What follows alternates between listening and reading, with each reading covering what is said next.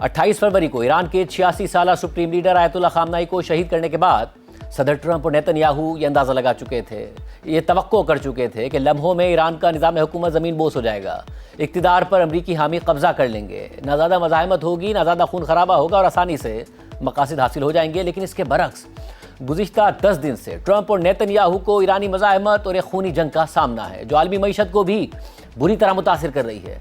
आज सुबह बैनुल-अक़वामी मार्केट्स खुली तो खुलते ही तेल की कीमत में 30% से ज़्यादा इजाफा हो गया और कीमत $120 फी बैरल तक पहुंच गई।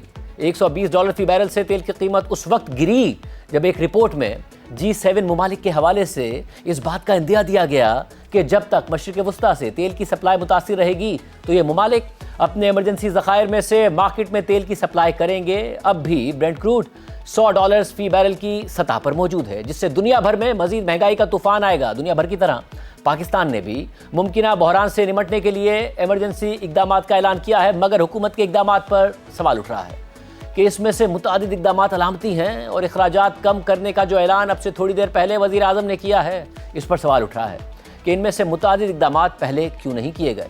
क्या ईरान जंग छिड़ने से पहले और तेल की कीमतें बढ़ने से पहले पाकिस्तान एक खुशहाल मुल्क था और IMF के प्रोग्राम में नहीं था?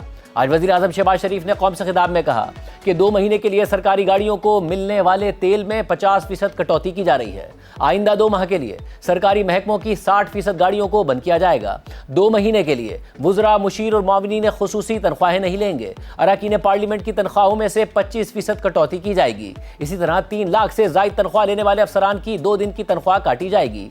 तमाम महकमों के तनख्वाहों के अलावा दीगर अखराजात में 20% कमी की जाएगी। साथ ही वज़ीर आज़म, वुज़राए आला और गवर्नर समेत वफाकी और सूबाई वुज़रा और सरकारी अफसरान के बैरून मुल्क दौरों पर पाबंदी आयद की गई है।